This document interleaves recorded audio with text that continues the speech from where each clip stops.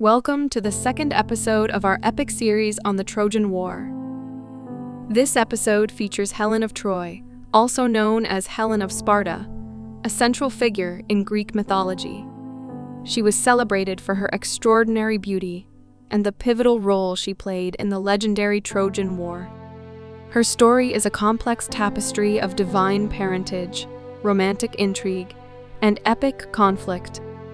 Helen's tale begins with her birth in the city of Sparta, where she was the daughter of Leda, the queen of Sparta, and Zeus, the king of the Greek gods.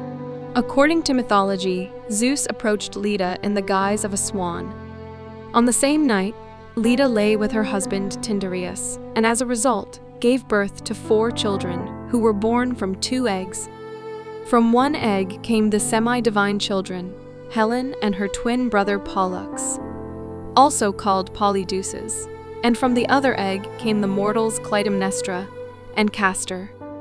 The boys, collectively called the Dioscuri, became the divine protectors of sailors at sea, while Helen and Clytemnestra would go on to play important roles in the saga of the Trojan War.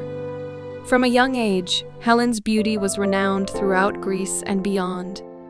She became known as the face that launched 1,000 ships, a testament to her unparalleled allure that attracted the attention of both mortals and gods.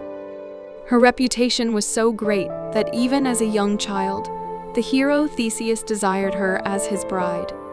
He kidnapped her and hid her in his city of Athens. But when he was away, Helen's brothers, the Dioscuri, rescued her and brought her home. As Helen grew into a woman, her beauty became a source of both admiration and conflict. Suitors from far and wide vied for her hand in marriage, creating a precarious situation for her stepfather, King Tyndareus of Sparta. To resolve this dilemma and prevent potential conflicts among the suitors, Tyndareus devised the Oath of Tyndareus. All the suitors solemnly swore to support and defend Helen's chosen husband, Menelaus, pledging to take up arms against anyone who might try to take her away. But though Menelaus was valiant and wealthy, Helen's love for him would prove tenuous. Around this time, there was a great event among the Olympians, the marriage of the goddess Thetis to the mortal Peleus. All the gods were invited to attend except for Eris. Furious at her exclusion, Eris came to the party anyway and tossed an apple to the goddesses Hera, Athena, and Aphrodite, on which was written, "For the most beautiful." Each goddess claimed the apple was meant for her, and the ensuing dispute threatened the peace of Olympus. In a bid to restore peace, Zeus appointed the Trojan prince, Paris, to judge who was the most beautiful of the 3. To sway his vote, each goddess offered Paris a bribe. Hera offered him royal power, while Athena offered victory in battle. Aphrodite promised him Helen, the most beautiful woman in the world, as his wife. And as a result, Paris named her winner of the competition. To claim the prize promised by Aphrodite, Paris traveled to the court of Menelaus, where he was honored as a guest. Defying the ancient laws of hospitality, Paris seduced Helen and fled with her in his ship.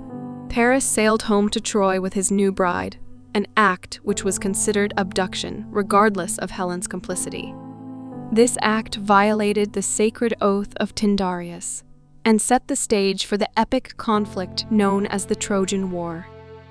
In response to Helen's departure with Paris, Menelaus, her wronged husband, and his brother Agamemnon, the king of Mycenae, united Greek forces to sail to Troy and demand her return.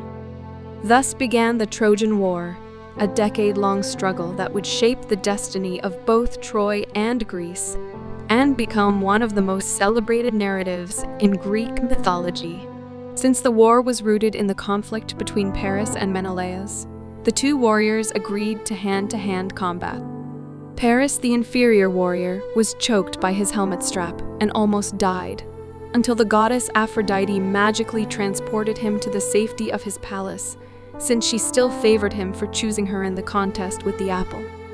But when Paris returned to the palace, Helen was not pleased with his cowardice.